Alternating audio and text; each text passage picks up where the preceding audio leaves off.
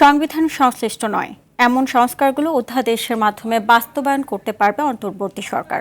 জাতীয় ঐকমত্য কমিশনের সঙ্গে বৈঠকে এ বিষয়ে একমত হয়েছে রাজনৈতিক দলগুলো। তবে সংবিধান সংশোধন সংশ্লিষ্ট বিষয়গুলো জাতীয় নির্বাচনের আগে নাকি পরে বাস্তবায়ন হবে তা নিয়ে আলোচনা অব্যাহত রয়েছে। কমিশন 5টি বিকল্প তুলে ধরেছে, ভিন্ন মত দিয়েছে রাজনৈতিক দলগুলো। খান আলমিনের রিপোর্টে থাকছে বিস্তারিত।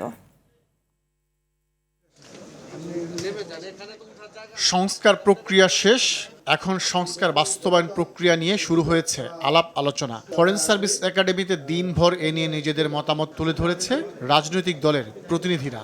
31 জুলাইয়ের পরবর্তী সংস্কারের অনেকগুলো বিষয় সংবিধান সংশোধনের সঙ্গে সংশ্লিষ্ট, আর অনেকগুলো আছে সংশ্লিষ্ট নয়। যেগুলো সংবিধান সংশ্লিষ্ট নয় সেগুলোর বিষয়ে অন্তর্বর্তী সরকার চাইলে অধ্যাদেশের মাধ্যমে বাস্তবায়ন করতে পারবে।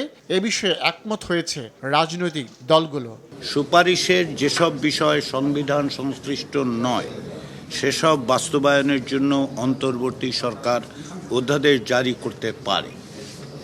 এক্ষেত্রে উল্লেখ্য যে সরকারের পক্ষ থেকে এই ধরনের কিছু বিষয়ে ইতিমধ্যে অধ্যাদেশ জারি করা হয়েছে এবং তা বাস্তবায়নের কাজ করা হচ্ছে। তবে সংবিধান সংশোধন সংশ্লিষ্ট বিষয় নিয়ে যত বিপত্তি, মোট 5টি বিকল্প তুলে ধরেছে জাতীয় ঐকমত্য কমিশন, যার মধ্যে রয়েছে গণভোট, গণপরিষদ নির্বাচন, রাষ্ট্রপতির মাধ্যমে বিশেষ সাংবিধানিক আদেশ, সুপ্রিম কোর্টের পরামর্শ, নির্বাচিত সরকার। রাজনৈতিক দলের প্রতিনিধিরা দিচ্ছেন নানা মত। সংসদের যে এখতিয়ার আইন প্রণয়ন করা, সেটা সংসদ সেশনে না থাকলে প্রেসিডেন্ট করতে পারে অর্ডিন্যান্স জারির মাধ্যমে, কিন্তু সংসদের আরেকটি এখতিয়ার সংবিধান সংশোধন করা সহ অন্যান্য, এই সংবিধান সংশোধনের এখতিয়ার প্রেসিডেন্টকে দেওয়া নাই, এটা আর্টিকেল 93-তে নাই।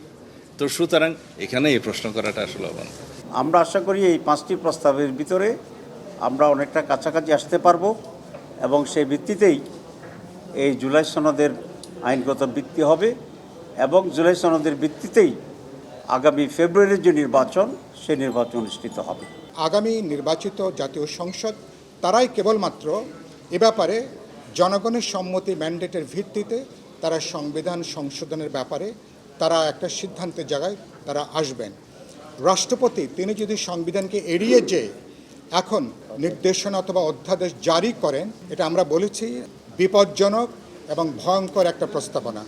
এ নিয়ে আলোচনা অব্যাহত থাকবে। আগামী রোববার বিকেলে পুনরায় রাজনৈতিক দলগুলোর সঙ্গে বসবে জাতীয় ঐকমত্য কমিশন। 2024 সালের খান আলামিন, RTV, ঢাকা।